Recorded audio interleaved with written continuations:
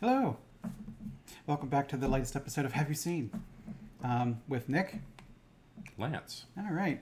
So this week was my turn, and I decided to have you, and ask you the question, hey Lance, have you seen Fear Street Part 1, 1994? And I said no.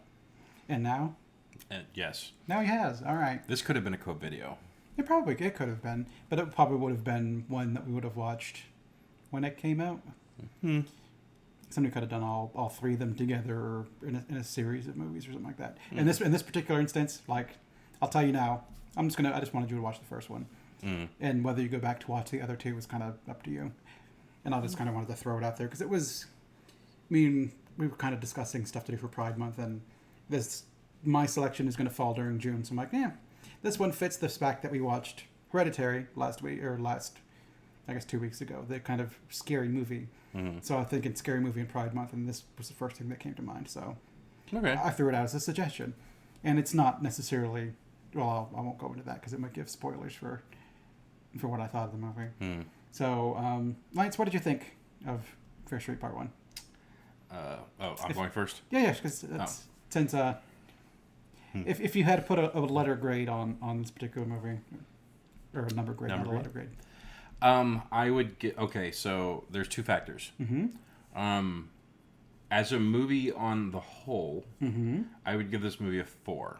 Okay. But this movie had a fucking dope soundtrack. I guess I don't remember the soundtrack. I'm straight up a kid of like the 80s, 90s. So like every song in this movie was fucking great. See, you revealed too early. Because I was going to say without the soundtrack it was a 4, but I was going to say with the soundtrack it was a 6. Oh, jeez, wow. So you nailed it, but like you revealed too early.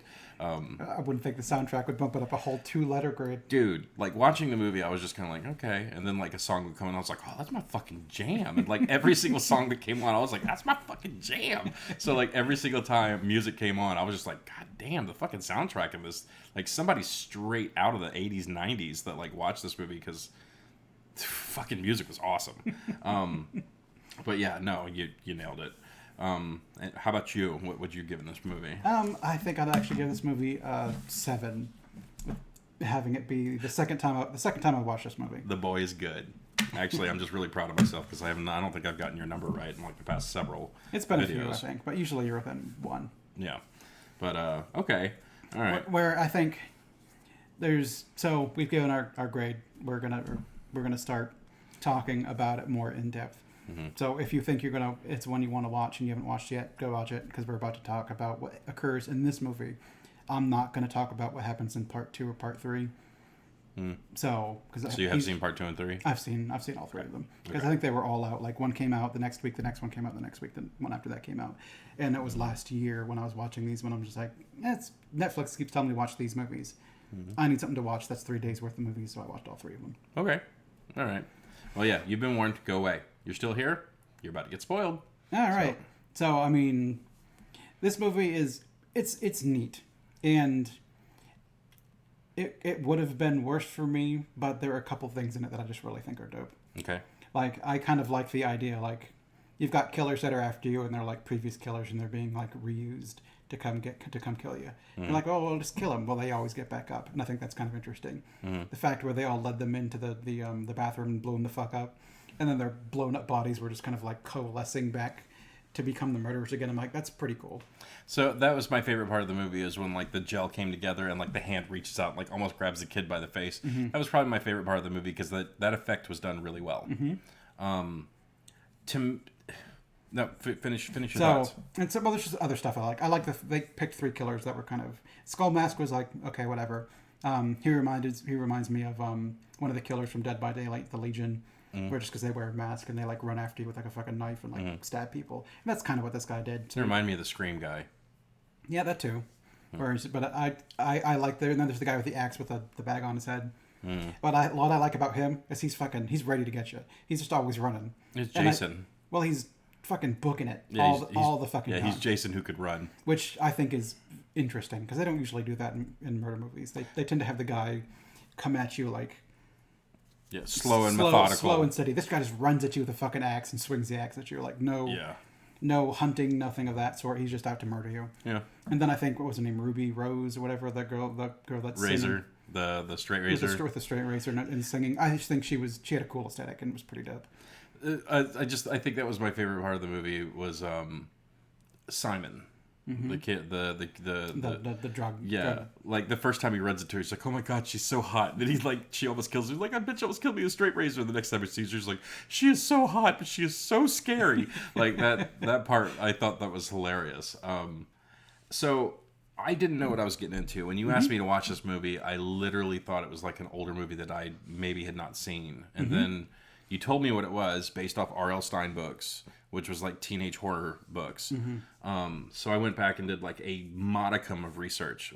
So I think the first R.L. Stein book came out in '89, is what my wife told me because she's read quite a few of them. So knowing that going into it and what I got, completely different. So I thought I was going to be watching another one of the goosebumpy Kind of kiddie horror movies. yeah, whatever. and the next thing you know, people are like bumping tacos and like, you know, like it just, I did not expect the movie to be like that. Like there's a lot of sex for a movie that's based off teenage fucking horror books. Was there only like one? No, I guess there was a little more tension-y things or whatever, I suppose.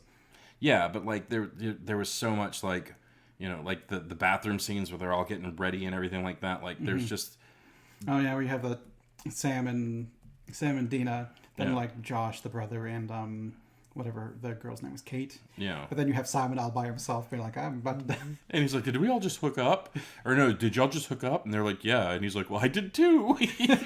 Yeah, like I think that was the parts I liked most about the movie. Like every part with Simon was funny to me. But it's like going into it, I literally thought I was going to be watching like a movie that was more oriented towards like teenagers.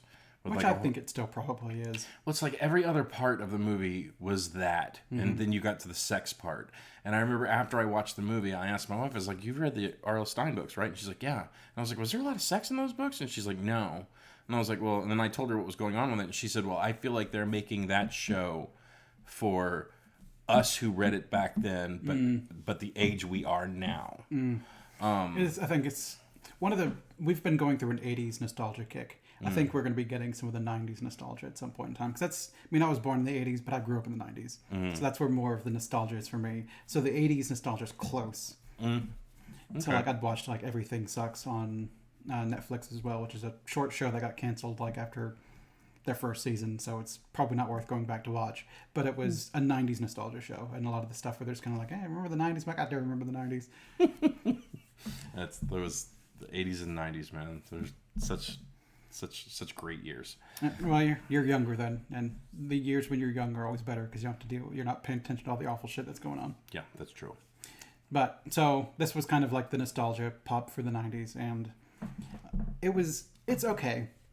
But I think some of the stuff, I was watching the movie and I was expecting it to kind of like at a certain point in time in the movie where I'm like, these kids aren't in fucking danger at all, and then they murk Kate with the meat shredder. That part was so good. It was. Like I did not expect it to be that graphic. No, and then like when Simon and Josh come out and see her dead body, like, oh shit, and then he gets Simon gets an axe to the head, and I'm like, okay, now the danger's back. Because after a while, I'm like, these kids are fucking invincible. I'm not worried for these kids at all, and it lost that tension for me.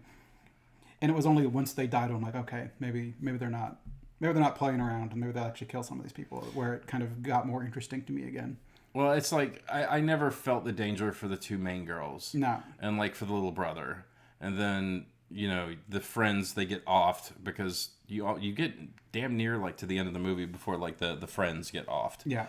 And so you're just like, okay, now they're apparently not pulling fucking punches because you have that resolve and it's like, okay, we beat the evil. And then it just keeps coming and you're like, okay, well, apparently. And then they beat the evil. And then it starts again, and it's just like, okay, but she's the new horror story. Yeah, she's the new she's the new chapter in the books. And I honestly, I didn't want to like the movie because it was just so weird. Like from what I expected, and it's like the drug talk and the sex, and like it was just kind of like okay. And I was also getting prepared for. Like, in the beginning of the movie, I called what I thought it was, and it was going to be, you had Shady Vale, and then you had... Sunny Dale? Yeah, something like Sunnyvale. Sunnyvale. I think it was Sunnyvale. But it was like, okay, you had what's apparently now the ghetto, and then you have the shiny new city that opened up next to it. And it was like, and what I thought was happening was they started talking about the witch. And I was like, okay, I'm going to guess that you had Shadyvale, who was, and then like you had the Puritans who moved to Sunnyvale, and then they went back and killed the witch. Because it seemed like everything shitty was happening in Shadydale. And like the Sunnyvale people, it was like, okay, I'm going to go ahead and call it now. Sunnyvale people went to Shadydale, killed the witch. Now she's cursing them. And it's like a whole thing where there's this front going on with the Sunnydale people where, they're all in this conspiracy to like, keep all the evil in that part of town. And they're doing whatever rich,al to like keep all the nasty over there. And so they're living. So they're living in a pristine city or whatever it is. Yeah, like Shadydale was Springfield, and Sunnydale or whatever, Sunnyvale or was Simpsonville or whatever. Okay. Or like in Parks and Rec, where you've got Pawnee and then Eagleton next door, right? Where everyone in Eagleton has their own fucking mansion and whatever, and then we're just the shitty people over here in Pawnee or whatever. Yeah, you've got those rival cities right next to each other, where one's nice and the other one's shit. Yeah, and I figured it was like they're doing some kind of ritual in the rich part of town to keep it rich and beautiful and prosperous, and everything shitty over in the old part of town or whatever. But like apparently that didn't really come into play. But like in my opinion, there were things that they never even paid off in this movie. I don't know if it happened in the other two movies where like this is definitely a movie that probably should be watched in all three parts, because the entire story takes part over the three movies, and this one is kind of a vignette of, I guess, like a chapter one, as it were. Well, I remember the sheriff, like he wrote the thing like it's happening again, and like they never did anything in this movie with that. So he's in the know on what's going on, but he's still playing it up like he doesn't know what's going on. And then I was waiting for the entire movie for that to pay off, and it never did. So it was like when I saw that there was a part two that was like further down the line, it's like, okay, the continuing adventures of bullshit that happens in this town. I think the next one takes part in the 70s. And that's It's Happening Again, I think, is the next movie. Right. Yeah. And I think that's ultimately why I was not super like captivated with the movie, because it was like, you're getting a story, but you're not going to get all of it. Right. Well, not only that, but it's like you're getting a story that's built off other stories that you don't know. So it's like every time they talked about like the Baghead Killer or the fucking the Night Flyer or whatever the hell his name was, the guy with the bag on his head. Yeah, I don't remember what his name was. Or the kid who like beat his fucking parents with the bat or whatever. Oh, yeah. It's like I felt like I was getting glimpses of other episodes I was going to see later, and I was kind of like, okay, why are you giving me like what's happening in these other episodes? There's kind of foreshadowing of stuff that happens in the past or whatever. Or maybe it was books that was written by R.L. Stine. That's what I was never sure about. Like all these things were just nods to other novels in the series, and that's maybe all they were meant to be. Yeah. Like maybe the one where about the kid, like you just kind of get a scene of it where the kid is bashing his family in the bed. Yeah. Maybe that's just something in another Fear Street movie, or another Fear Street book. I've never read any of the books. No, but I mean, I'm sure. Like, I didn't ask Amber about it because I don't want to ruin any of it for her, because she might want to go back and watch these. And I think it's pretty good. I think. I mean, it was okay. Like I never. I don't know. I while I was watching it, if I'm being honest with you, I was bored. And then the kid Simon would say something funny, and like he was the best part of it. But like I was just so confused the entire time I'm watching it, because it was like, okay, they're playing this trope of sunny new part of town, dirty old part of town. There's a rivalry that's apparently super bitter, where like kids are threatening to fucking kill each other.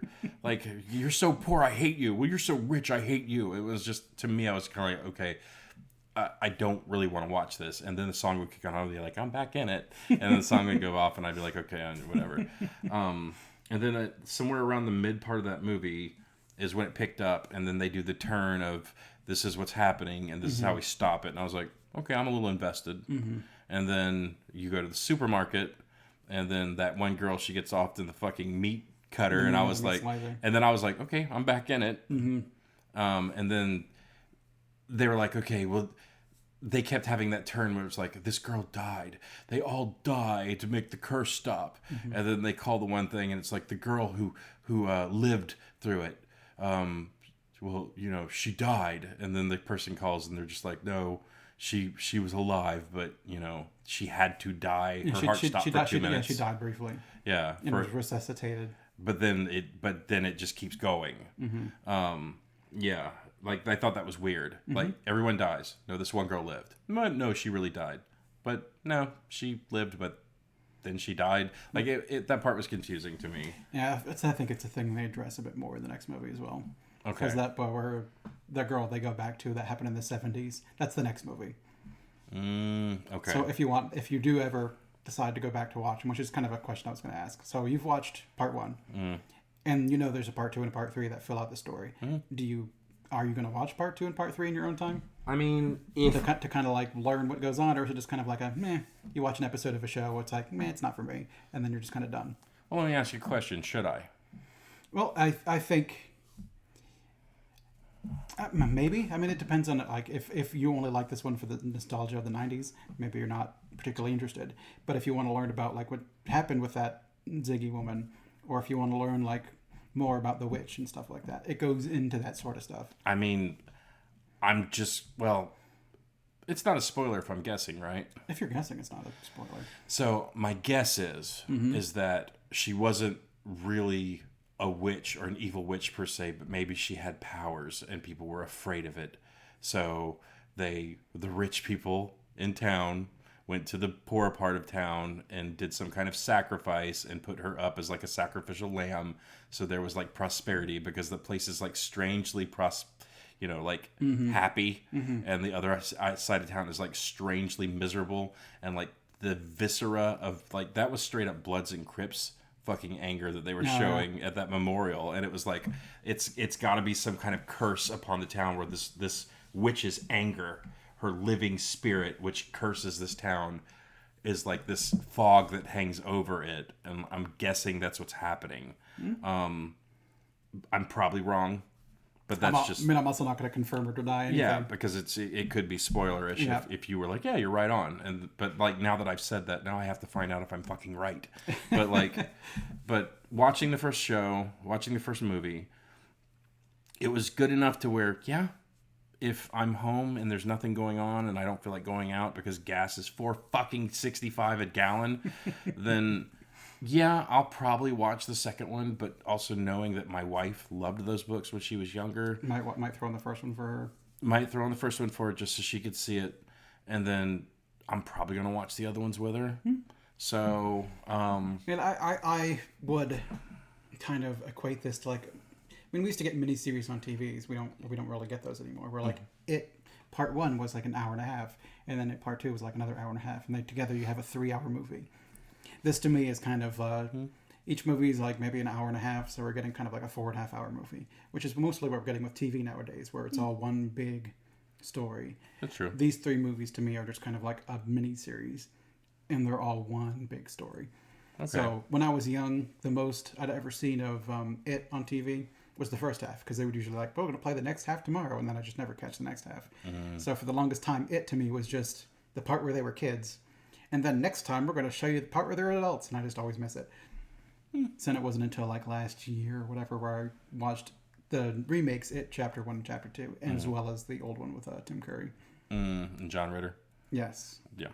I haven't watched the Tim Curry version in forever. So the only thing I remember from the Tim Curry version is "Kiss Me, Fat Boy." I remembered a few other things, because one of them was the meme or whatever too, where he's up in the library and he's like, he was just making puns, and he was just kind of ha ha ha ha. Yeah, he's just being Tim Curry as an evil little clown. Yeah, as a awkward evil clown. Yeah, as only Tim Curry could be. Yeah, but it's. I mean, it was okay. But like, I was just the first part of the movie, I was just so confused. Because, and then like it started picking up in the middle, and then you had the sex stuff, and I was kind of like, okay, I don't see parents letting their teens watch this fucking show. And then I went back and checked real quick and saw it was rated R, and was like, okay. And then when I went and explained that to my wife, she was like, yeah, I think that they wrote those books for teenagers. Yeah, they were Goosebumps style, I would imagine. But then that show is totally oriented towards that crowd now. Yeah. So I mean, some of the murders in it are kind of grisly, like when they go to the hospital or whatever, and girl gets shanked in the or the guy gets shanked in the neck, and it's fucking The sounds. it's visceral. So I remember in one of the past videos, I told you sometimes it's not the visual, but it's the sound that gets me. Because there was a movie called Wolf Creek. I know I've talked about it in other videos, where it's like the noises in that, like, made me want to puke, and I just stopped watching the movie. And there was a couple of parts where it was like, okay, apparently the people who did the sounds for this watch that fucking movie, because, like, yeah, when that guy gets shaken in the mat, and you get like that wet meat slapping the floor and like being twisted and shit sound. It was just like, but yeah, like the part that impressed me most was like some of the visual effects when the girl got ran through the fucking meat cutter. I was just like, Yeah. because I did not expect them to show that. Yeah. I mean, so I think there's a lot in this movie that was just kind of like meh to me. That was kind of interesting, but for the most part, there's a few things that stand out to me as things I would see as like inspiration for, like, if I was to ever run.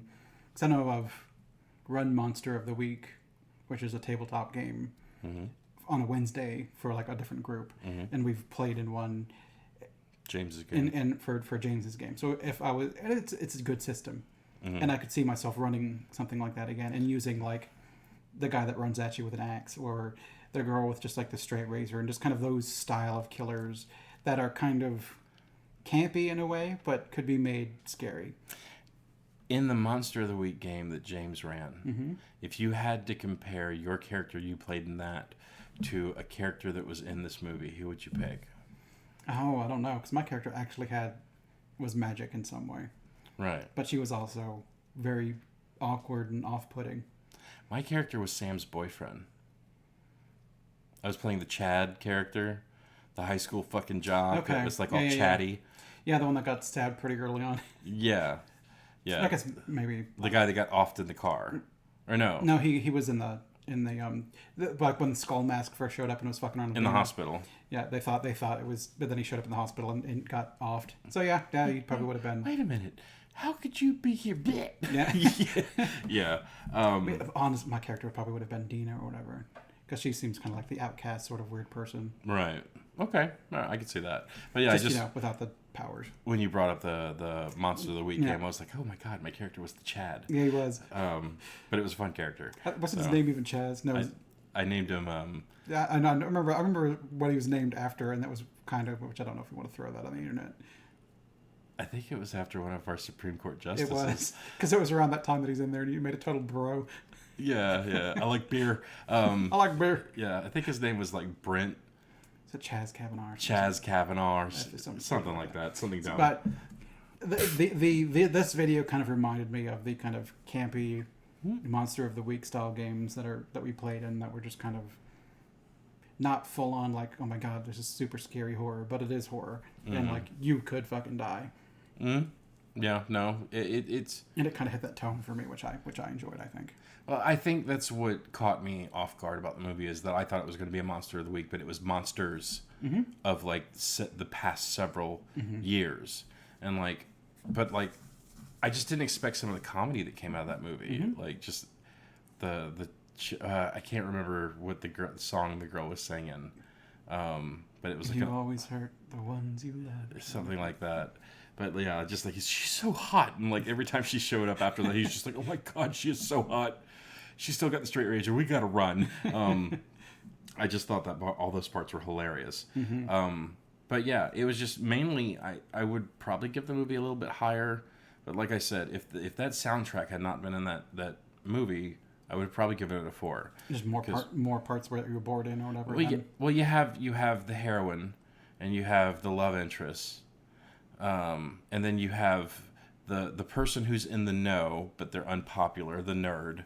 Then you have the unattainable girl, and then you have the super, like, it reminded me kind of like the setup of like Cabin in the Woods. It's kind of tropey or whatever. Yeah, like you had that trope of like the people playing their roles, which you would expect from like horror movies like that. But I mean, I guess that was one of the movie's strengths, because that's kind of the way movies back in the day were set up in that time period. Yeah. So I guess I didn't really consider that.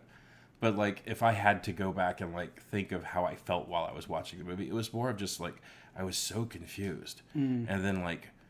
Like the entire time, I'm like, that fucking sheriff knows more than he's letting on. And then he signs, it's happening again. I was like, okay, here we go. And then, like, it didn't pay off. And I was just like, the fuck?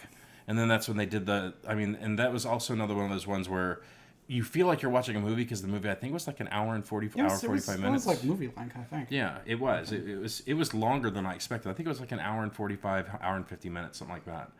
So an hour and 47 minutes. Yeah. Yeah, it's a movie. And so like I watched it and was just like, okay, this is, it's not episodic. This is like a straight up movie. And then like at the end of it, before credits roll, they show you like the whole clip montage of like the next episode, which is unnecessary, I think. Yeah, it felt very disjointed to me. And like I was kind of like, okay, well I guess if I want to get some of the payoff and some of the breadcrumbs, because I'm sure it happens on Fear Street, it's the continuing adventures of the curse of this town and this witch. But like, I was just so confused by the end of it. And then I remember I just had questions for Amber, but I had to be as evasive as possible because I didn't want to ruin anything for her. Because I think like before, we kind of skimmed through the names, because I was curious if like this was directly adapted from one particular book, and I didn't really find the answer per se. But it kind of sounded like maybe it was pulled from a bunch of different ones with nods and kind of to hit that same sort of feel of the books, I suppose. Yeah, I don't know. I never read them. Like, and during 90, 74, 84, 89, I was 15. I think back then I discovered D&D at 12. So I think at that point I was reading like Forgotten Realms books and stuff like that. When I read, I wasn't a huge reader back then. I'm still not a huge reader. Some people have put some really good stuff in my hands, and it really kind of opened my world up on like reading books lately. But I'm more of a in the bathroom reader, and then like I'll pick a chapter and I'll try and get through it while I'm sitting in the bathroom, and then sometimes I'll get captivated, and it's like, well, my legs are asleep, and I've been in here for 45 minutes, so I might as well keep reading till I get to the end of this chapter, and then it's literally I'm sitting in the bathroom for an hour. Just like over my own stew, just reading a fucking book. And it's like, you should just do this in bed instead of just sitting in the bathroom and doing this. Because then it's weird when I have to call Amber and be like, my legs don't work. Come help me. Come get me off the toilet. Yeah. But yeah, I've always thought I was always more of a bathroom reader than anything else. That's what I used to would do as well. Before like iPhones and iPads and stuff like that, I would take a book, read a chapter, or half a chapter, depending on the chapter length in books. But I'm also always never been a huge reader for reasons we've gone over before with aphantation. Not being able to visualize it is just kind of it can get hard for me to get engrossed in books where even books I like read a paragraph and then I'm like, I didn't take in a single word of that, then to go back and reread it. See, I call that ADHD, like because I'll be listening to someone talk. And if I get a thought, like I've been listening to a lot of podcasts in the car, and like I'm into the podcast, I'm listening to what's going on, but like someone will say something, and it makes you think, of something, and then you realize that you haven't been listening for like that past 30 to 45 seconds, so you have to like go all the way back. Yeah, that happens to me too. Yeah, so like my mind wanders real fast, and the thing that kind of freaks me out about my wife is like I can literally be having a conversation with her. She could be reading something on her phone and watching something on TV all at the same time, and like she's listening to me when I'm talking, and then I'm like, did you catch anything that would just happen on TV? And she's like, yeah, he just told her she loved her, and then he flew the jet off into the sunset. I'm like, oh bullshit. And then I'll go back and watch, and sure enough, that's what happened. That scares me that she has that level of fucking concentration to like be doing all those things at the same time. I can't do that. No, me neither. Whatever I'm locked in on, I have to fucking be thinking about that one thing. I can only do one thing at a time. Like if I'm reading something and you're talking to me, one of those things is being missed. Yeah. No, it's. I think that's the way women are keyed in, though. Like I've noticed. It depends. I know there's a lot of people that say that they can multitask, but they can't. No, I'm definitely not that person. So. I mean, at work, when I'm doing certain projects, I can multitask. If there's like a project at hand and I have an end goal that I'm visualizing that I need to get to, I could do 2 or 3 jobs at the same time and like do well. But when it comes to like thinking of something or like giving my opinion on something, if you go back and watch all of these videos, I'm sure at least 1 to 5 times in every single video, I'll start talking about something and then I get led off on something else, another thought, and then I just abandon the original train of thought. But yeah, I wasn't a huge See, I just did it, and now I'm getting back to what my point I was trying to make. Like, I wasn't a big reader. I've never read any R.L. Stein books, so I had no idea what I was getting into. And then when the guy was like, back in 43 when this kid beat his fucking parents' head, and then back in like 67 when this guy killed all these people at a fucking camp, like, I literally felt like he was like, look at this episode we're gonna give you in like next year, and look at this episode, and it's like, why are you giving us the finer points on like these episodes? Why don't you just fucking play them? And then they put 3 of the killers in the same episode, and it was kind of like, what are they trying to like drum up fucking acceptance for this thing by like saying, look at all this cool shit that we've got coming down the road? Like that was the I was just confused. Like, I literally at the beginning of that movie I was kind of cursing you, like, what the fuck is he making me watch? And then like yeah, I then the soundtrack started playing. I was like, oh yeah, that's fucking yeah. I mean, like, I can't name one song in that show I did not like. Okay. Because that fucking soundtrack bumped. I'm gonna look it up. I'm like, because yeah, that had some knee slappers in it. It was 94, right? Yeah, 94. So soundtrack. So let's see. So what are all the songs used in Fear Street? So Closer, 9 Inch Nails. Okay. Only Happy When It Rains, Garbage. I fucking love that song. Thursday, Machine Head by Bush. Damn, I Wish I Was Your Lover, Sophie B. Hawkins. Sour Times by Portishead. They had a fucking Portishead song. I don't even know if I remember that. I'd have to hear that one, I think. It's weird because like Portishead is like, it's kind of sad music, but like it's so fucking good. And like, I thought that's not a soundtrack that a lot of people would know, and then they played a Portishead song, and I was like, oh my god, that's fucking Sour Times. That's like, it's such a good song. Insane in the Brain. Yeah. Creep, Radiohead, like there's even more. Like, it was ridiculous. Let's see, More Creep. Human Than Human. Oh yeah. Cheese and Hustlers, yeah. Yeah, Killing Me Softly, Your Woman, and that's a great song. I wish I was your woman. That's a fucking awesome song. Sweet Jane, Cowboy Junkies, Firestarter, The Prodigy, Hey, The Pixies, The Day I Tried to Live, Soundgarden, fucking School's Out, Alice Cooper. That's not a big song for me, but no. But that was the only miss. But like it was just weird. Like, watching that movie, I'm just like, it's probably gonna get stabbed. Oh, okay, we're back in it. Oh no, she's upset. Like, it was so odd to me. But yeah, that was ultimately my experience with it. Like, a 4 on the whole, a 6 with soundtrack. Yeah, so they changed the soundtrack. It's right back to a 4. I feel like I was a dead ringer for that soundtrack because you're putting it in 94.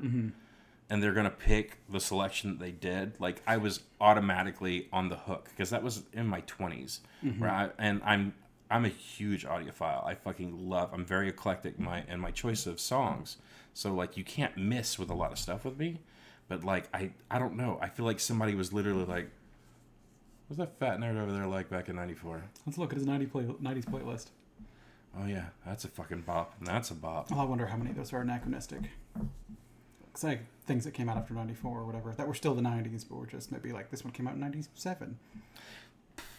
You know, I probably should have looked in that beforehand, but you know what? I imagine there might be a few anachronistic ones, but just kind of put you in the mode of the 90s, as it were. Because I think most of them were non-diagenetic.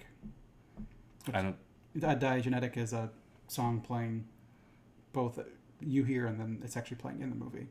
It would be like if someone's dancing to like a sound, like a thing in the background. It's playing like louder in the movie, but it's a diagenetic music. The characters can hear it.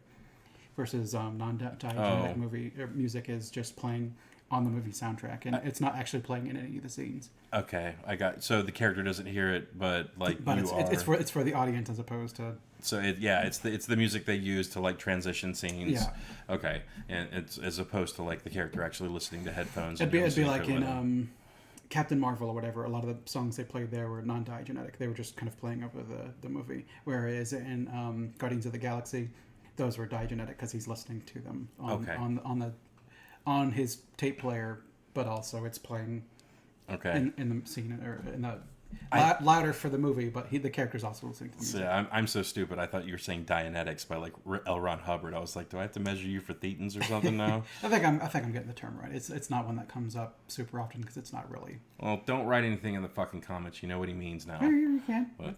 Just correct me if I'm wrong. Don't be mean. Don't be a dick. But Because hopefully I don't have them flipped. But it's generally that's the purpose. Is I think so if some of them weren't playing in the I don't think a lot of the songs were playing in the world. I think a few of them were. Mm-hmm. So if it's anachronistic and not playing in the world, I don't think it matters all that much. I think they had "Don't Fear the Reaper" in there too, and I didn't see. Oh, maybe. Well, maybe it's Oh, okay. It looks like it might be in the next in the movie. next movie. Yeah. So, and that's probably what's gonna make me watch it right there because it's in the '70s. I fucking love '70s music. Well, you can look at the music to see if like any of them are bops. Oh, look at the fucking music they got for the 1966 movie, Bone Thugs and Harmony. Sounds about period specific. Offspring come out and play. Woo! Yeah. So part 2, The Man Who Sold the World, amazing song. Brothers Love's Traveling Salvation Show, Neil Diamond. I like Neil Diamond. Cherry Bomb, good song. Love Will Keep Us Together, Captain Tennille. I'll go ahead and say it. I fucking love that song. Let's see. Bitter Blue, Cat Stevens. I love Cat Stevens. You Always Hurt the One You Love. Yeah, okay. Well, that's the one that Ruby Rose. Was that her name? Ruby something or other. Oh. Was singing as well. So maybe it's. Okay. All right. Don't Fear the Reaper, Blue Oyster Cult, The First Cut is the Deepest, Cat Stevens. There's 2 Cat Stevens songs in this. Okay, I'm gonna watch this now. Carry on my wayward son. I love that song. Carry on my wayward son. Yeah, it's so overused in that one TV show. But Moon Age Daydream, David Bowie. That's a great song. Don't Leave Me This Way, Thelma Houston. That's a great song. Ever Fallen in Love, by the Buzzcocks. I've heard it, but I can't hear the beat in my head right now. You Always Hurt the One You Love, apparently by the Mills Brothers. It's so good they had to play it twice. I guess all just a different remixed or whatever. Yeah. Sweet Jane, Velvet Underground, great song. The Man Who Sold the World, David Bowie. I'm glad they didn't. Did they? I thought they had that up here as well. They had another. Yeah, by Nirvana. So they played the Nirvana and the Bowie version, and then Slow Ride by Foghat. Well, I think the next one takes part in the 90s or in 94, but also in 78. So they probably threw in some 90 songs in addition to some 70 songs. Okay, I was gonna say because that was kind of getting weird how they would go from their Nirvana cover to the Bowie.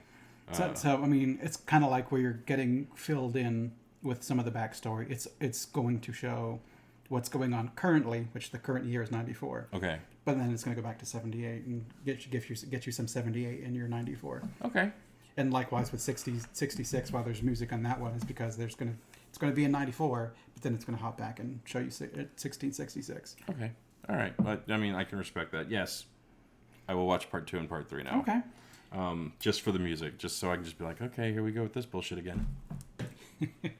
So, which is not one. Those aren't movies I'm going to make you watch for seen by few per se. But I was just kind of curious, like if I made you watch this one, knowing that there's more to it, was this good enough to like? It's like an episode 1. Are you going to watch episode 2 and 3? Will it tickle the balls to make me want to watch that? So we'll do. Tell you what, if anybody requests it down in the comments, we'll do the other 2. We'll do the other 2 in co-videos. Okay. I mean that's possible. Okay. So if you've seen these ones, want to hear our thoughts on 78 and 1666. Put in the comments below. I'll just throw it up as a co-video. And Amber, if my wife is the only one that requests it after watching the first movie, that does not qualify. I want to see a name that I've never seen up there being like, watch these fucking movies, they're good. I'd also like to see, like, if I'll read one of the R.L. Stine books, but there's like a fuck ton of them. So I don't want to read like a bunch of them. But if there's like one in particular that you really like that you've read back in the day, like suggest it to us. He'll listen to an audiobook and might pick up the book if I can find it at a dollar store. I didn't sign up for this. You know what? We're committed. We're true blue reviewers here. We'll do that if you ask us. Especially if you do a Patreon. We still haven't set that up. So yeah, I'd have to be to get me to read a book is a long shot. Hey, if this became a job where people actually started paying us to do some of that stuff, Like if they're like read a book, I'd be like, I'll read a fucking book. But if they're like eat dog shit with like whipped cream on top, you better be paying me a lot of fucking money, and I still won't do it. So I'm just saying that now. There's some rich eccentric person that's like, I want to watch a poor person do weird things. There's plenty of that already on the internet. We're not doing that here. We're not the ones for you. All right. So is there anything else we want to add in about this particular movie? Any little bits of things you're like, man, this scene is really cool, or this might get people to watch the movie, or I'm not feeling it? I would say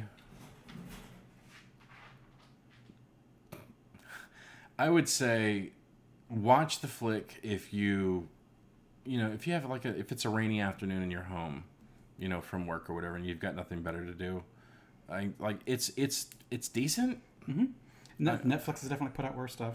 Yeah, like would I recommend it to like people at work or like anybody within my little tiny circle of friends? Probably not. Mm. But like if I had the soundtrack, I'd be like, you ready to fucking bop? Yeah. And it's one I think there's enough. Whereas the movie itself, overall, is like okay. I think there's enough things in it that I think are neat. And it was like an okay-ish movie to me until like girl got meat sliced and kid got axed ahead, where I felt like the danger come back to it. I'm like, okay, this is maybe not as safe as I thought it was, and it kind of pulled my interest back to it. But like the three murderers, I thought their designs were interesting. Yeah. If I'm gonna be honest with you, when the girl ran through the meat slicer, I was like, oh. Yeah. And then when the guy got axed ahead, I was like, oh. Yeah. He was. You liked him.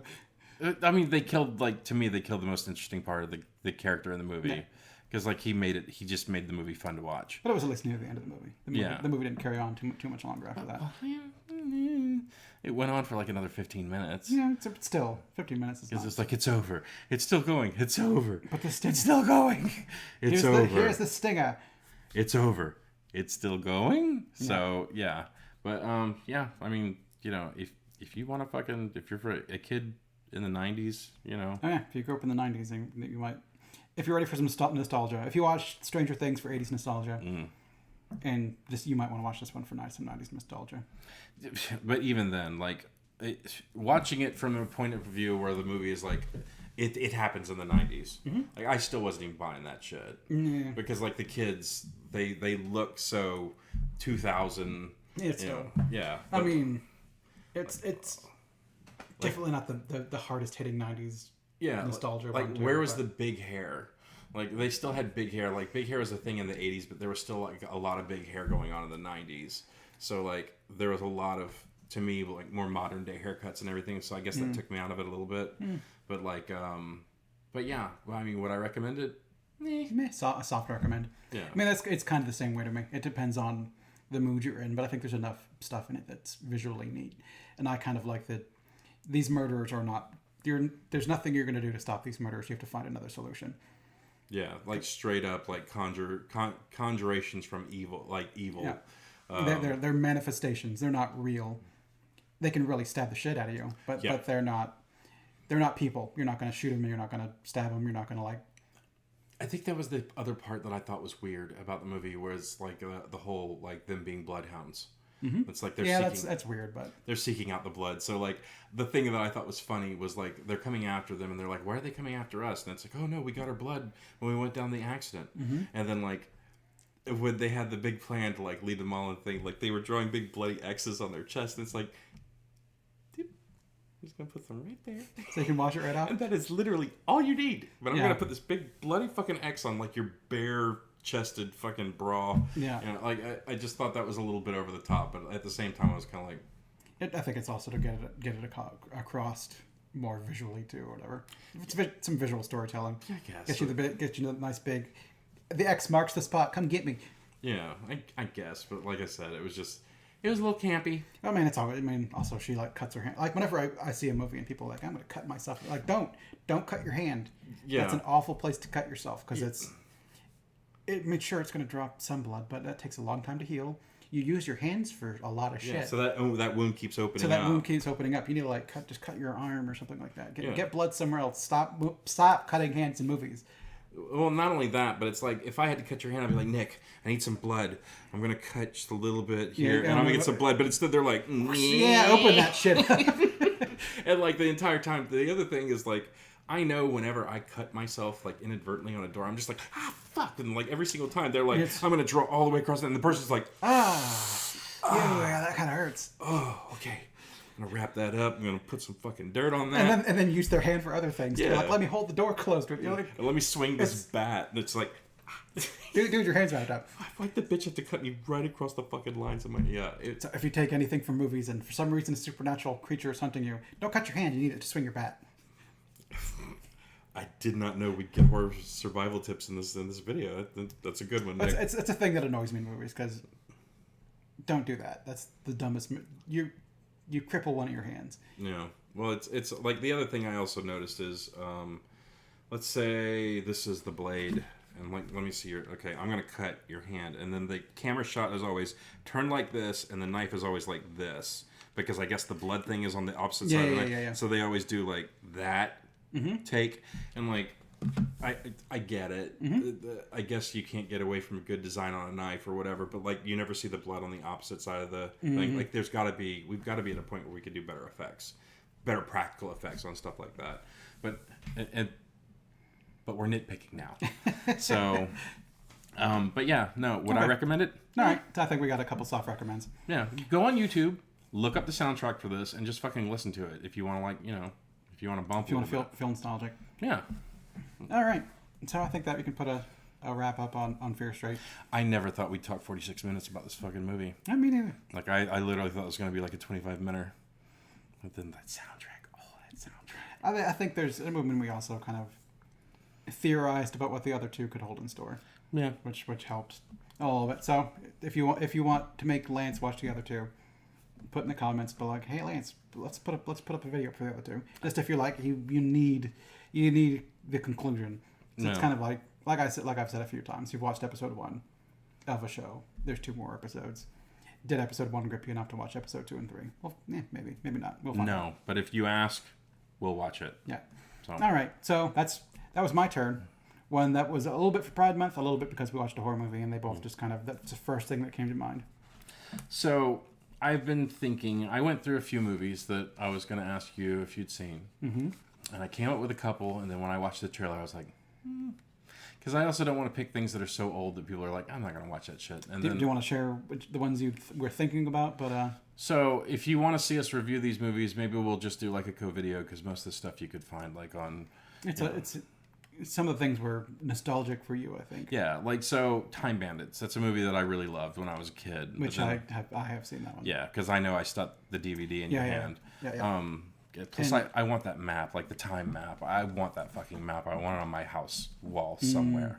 But I want to find like a big, authentic looking one. And you can only find like shitty little ones on Etsy right now. Mm-hmm.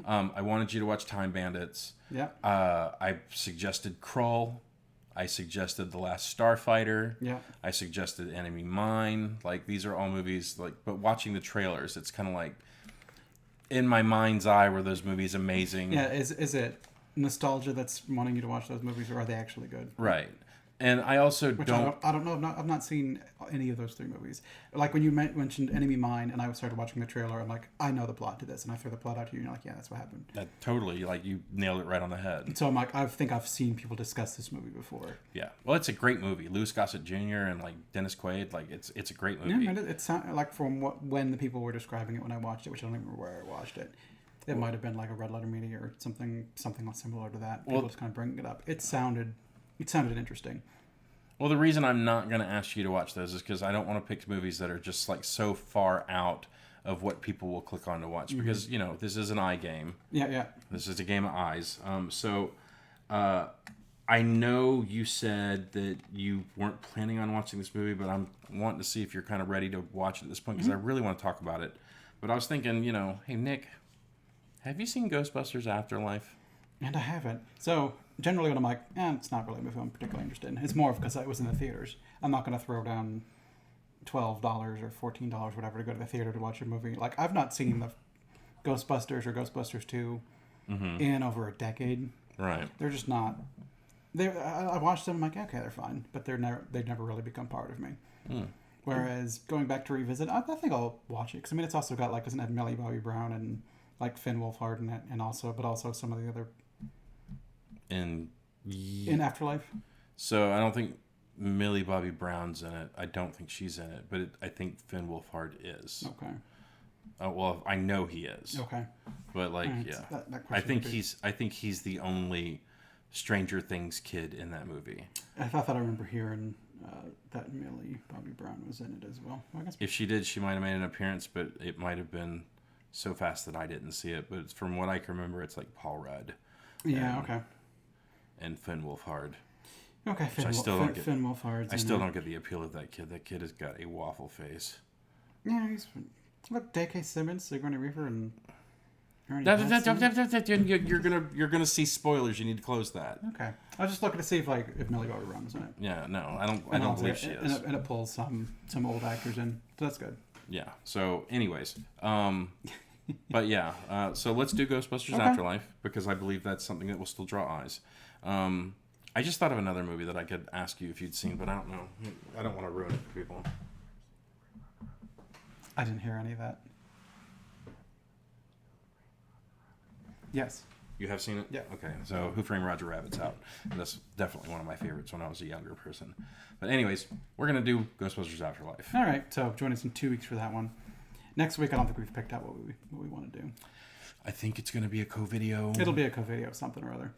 We'll have to pay. We'll have to maybe browse through, see what some of the new ones are, and maybe pick something strange and out there. Maybe we'll just do something popular-ish. Sunday on a matinee movie. Amber and I are probably gonna go see Maverick. I'm not going to go see Maverick. I'll buy your ticket No. and I'll buy you popcorn I'm not going. and a drink. I'm not going. I'll even cut a hole in the bottom of the popcorn and you can hold the popcorn. No. No? No thanks. All right, fine. So, anyways, we'll watch that one, I guess, when it comes to video. But you've seen Top Gun. I think I gave it a 3.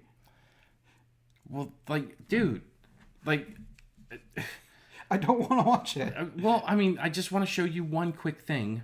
And then, like, this movie is getting ridiculous fucking reviews right now. Because we know how much I care about what other people think about movies. I know, but like when it's abnormally high for the audience and the critics, like that's weird. Which makes me think that they're fucking paying some kind of fucking click farmers or something like that to keep it so high. But like 99% with the audience and fucking 97% with the critics, that's fucking weird. And I want to find out what the hype is because like a buddy of mine went and saw it and dropped on Facebook. He's like, I think my adrenaline kicked in 3 times. It's a movie about fighter jets. I don't give a shit about fighter jets. I know you don't, but it's like, I don't think I've ever seen like my adrenaline kicked in 3 times. It's like, what did the thing transform in midair and shoot the other one down? Like I can't imagine what they're doing in this movie, and I really want to go see it. And Amber is totally a Top Gun fan, so eventually I'm going to make you watch that movie. It's going to be Have You Seen? At one point, it's going to be Have You Seen? Put down in the comments. Make him go see the movie. That's the only way I'll watch it. Okay, well, put it down in the comments. All right, I'm done. I don't want to watch it. I'm not interested in that movie. All right. Well, I'll get you one day. It's going to be a Have You Seen? And then it'll be like, hey, Lance, have you seen something awful? What if it's good? What if it's good? Then you're still going They're to punish probably- me with something awful? Maybe. I don't know. That's mean.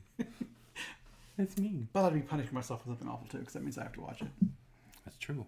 Maybe I just pick something obscure and stupid that I like the what's it called? Like The Last Lovecraft Relic of Cthulhu, some movie that no one's ever heard of, Oh, yeah, I've never heard of it. and it's kind of dumb. But I'd sit through a dumb movie again. I don't care. I don't value my time. That's just mean. I've got nothing but I'm slowly watching the clock tick away, and you're gonna make me watch something that's gonna steal 2 hours from me. Hey, let's watch this movie. It's 3.5 hours. Oh, I was done 45 minutes in. Yeah, I think we're gonna eventually have to start doing that to ourselves, anyways, because the original concept of this was going to be: have you seen a movie that either could be good or bad? Yeah, it's just kind of things we want to. But it's also like we tend to talk for an hour. If we throw in a shit movie, we're going to talk about it for like 10 minutes and be like, man, we're done. Hi, here's another episode of Have You Seen? Here's a shit movie. What'd you think about it? It sucked. It sucked. All right, goodbye, everybody. Yeah. Yeah. So We've been trying to pull stuff that's got discussion to it. Hopefully. Well, so we've already tipped our hand on when we start doing bad movies, because if they see like 45-minute submissions and then eventually Maybe there'll be YouTube shorts. yeah, they're like suddenly there's like 10-minute videos, people are like, oh, it's a movie they hated, I'm just gonna skip that one. So it'll be like 10 minutes of us being like, this movie sucked, and then like 40 minutes of us just going, Yeah. So this movie was awful. Got any threes? go. Right. You got any sevens? Go fish. Ah, damn it. Draw 4. Oh, Oh, wrong wrong game. You bastard. All right. So, join us in 2 weeks. We'll be watching Ghostbusters Afterlife. I think you can buy it to view. I don't know that it's streaming necessarily anywhere. So, if you want to watch it with us, find it, buy it. Maybe you saw it when it's in theaters. There's a lot of people who've seen this movie, so I mean, I am curious to see this movie. It's Okay. just I didn't want to go to the theaters to see it. no, I get it. Like I've only seen it the one time in the theater, and then actually I've seen it the one time in the theater, and I've watched it one time on Plex. It is on the Plex server. I need to find someone to fucking put you on their Plex server. Tim could put you on someone's Plex server. I'm sure of it, but I mean, I don't have a smart TV either, it's like I should be so running. a lot of this stuff I'd have to view on other places, which I don't. I don't always want to watch a movie on my iPad or whatever. Okay, I get it, but And I'm not gonna. I don't watch it on my computer. It's sitting in my computer chair for hours and watching a movie is not generally what I like to do. I've done it a few times just because there's been a few friends and stuff on like Discord or whatever where I own the movie digitally and I stream my PC to them so that they can watch it. okay, that's pretty smart. All right. I've made multiple people watch Lost Skeleton of Cadavra and Josie and the Pussycats. I've shown to two friends. That's that's smart. I mean, I'm going to stream this movie to you. Okay, I guess I'm watching this. But what was it? It means, what's the name of the fucking band? Oh, Josie and the Pussycats? Yeah, no, the fucking De Jour. De jour. De jour. De jour meets friendship. It means friendship. Watch this movie. De jour meets friendship. I guess I have to watch it for De Jour. De jour meets streaming movies I own. All right, let's stick a fork in this pig. We're done. All right. Join us next week for something, and join us in 2 weeks for Ghostbusters Afterlife. Yes, we'll have our Juneteenth movie coming up. Put in the comments. I think that was yesterday. Was it? I think so. Oh shit. All right. Well, sorry. All right. Have a good one. You still here? Bye, everybody. The video's over. Go home. Go throw a little Ferris Bueller, huh?